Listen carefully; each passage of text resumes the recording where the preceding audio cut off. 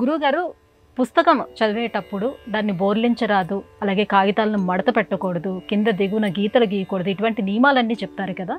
So పుస్తకానికి ఉన్నటువంటి ఆ నియమాలు ఏమిటి? పూర్వకాలంలో విద్య మౌఖికం అనేటటువంటి వారు విని నేర్చుకోవాలి. అది శృతి.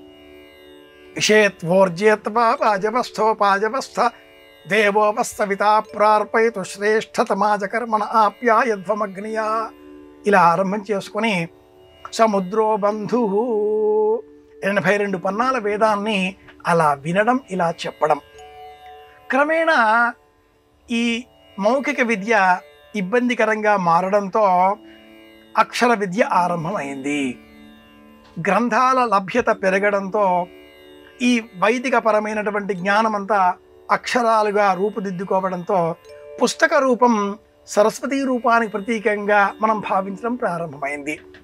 ఈ కారణం చేతనే పుస్తకాన్ని చేతిలో పట్టుకొని చదవరాదు, పుస్తకం పాడవుతుంది, పుస్తకం సరస్వతీ రూపం, ఒడిలో పెట్టుకొనకూడదు, చేతిలో పట్టుకొనకూడదు, వ్యాసపీఠంలో ఉంచాలి.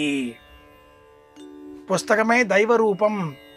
మస్తక విద్య గొప్పది పుస్తక విద్య కన్నా కూడా. కానీ పుస్తకంలో ఉండే విద్యనే మస్తకంలో మనం చేర్చే ప్రయత్నం చేస్తున్నాం కనుక ఆ పుస్తకాన్ని విద్యాదేవికి ప్రతీకాత్మకంగా స్మరించి నమస్కరించి గౌరవిస్తూ వ్యాసపీఠంలో ఉంచాలి. కాగితములు మడతబెట్టరాదు, రేఖలు గీయరాదు, అనేక విధాలుగా ఆ పుస్తకాన్ని హింసించరాదు. పుస్తకం దైవరూపంగా భావించాలి. గీతి శీఘ్రీ శిరః కంపి తదా లిఖిత పాఠక అనర్థ అల్పకంఠశ్చ షడైతే పాఠకాధమాః. ఇది వేదాంగ శిక్ష. చూచి చదవరాదు అనే శాస్త్ర ప్రమాణం కూడా ఉంది. కానీ వేద సంబంధితం కాని ఇతర శాస్త్ర విద్యలన్నీ కూడా గ్రంథ రూపంలో మనం చదవవలసి ఉంటుంది.